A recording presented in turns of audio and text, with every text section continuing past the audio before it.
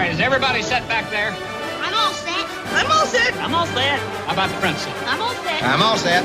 Okay, here we go. Movie Magic with Tim Burton, the movie maestro.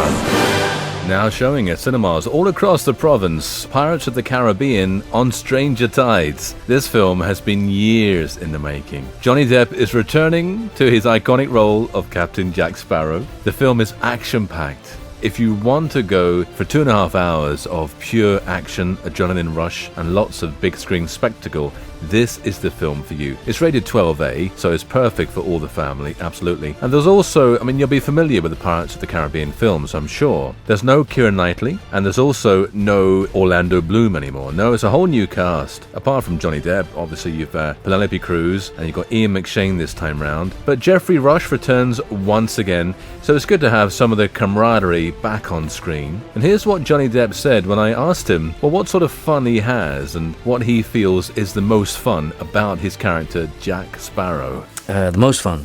You get to be as irreverent as possible. You can do whatever you want essentially, and apparently they send checks home.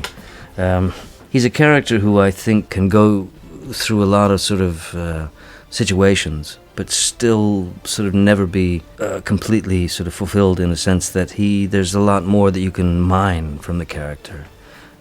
Yeah, it's kind of like the 18th century Bugs Bunny. In this clip from the movie, Johnny Depp announces victory, but then Blackbeard, this is Ian McShane's character, is awoken by the noisy mutineers on board his pirate ship. The ship is ours!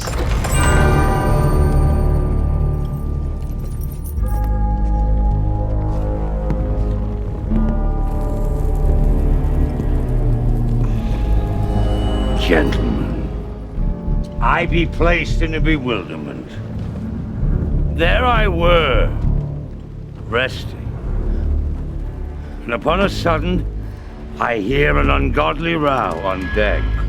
What be that, first mate? Mutiny, Captain. Mutiny. And what fate befalls mutineers? Now we know the answer to that, do we not? Mutineers hang! Tim Burton's DVD Roundup. From the big screen to the small screen now, and a couple of key DVD and Blu-ray releases for you to check out this week. Quite big award-winning films you'll recall from the start of the year.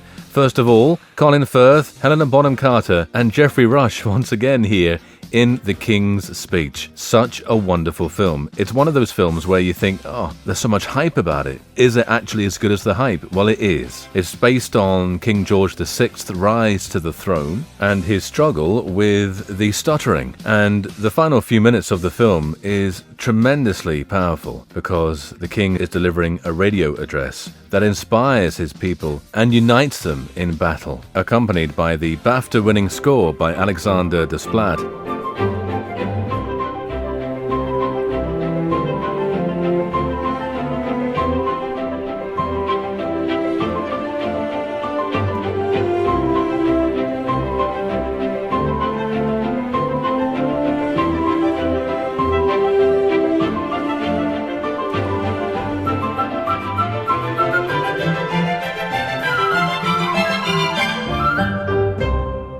Tim Burton's DVD Roundup. And another award winner from earlier this year that features music significantly, in this case that of Tchaikovsky adapted, and also new music by Clint Mansell, is Black Swan, featuring Natalie Portman in her award-winning role. She plays Nina, who's a ballerina in a New York City ballet company, whose life is completely consumed with dance. But the problem is, her professional life is starting to affect her because dual personalities start to form as she battles between the white swan that she's playing and also the black swan.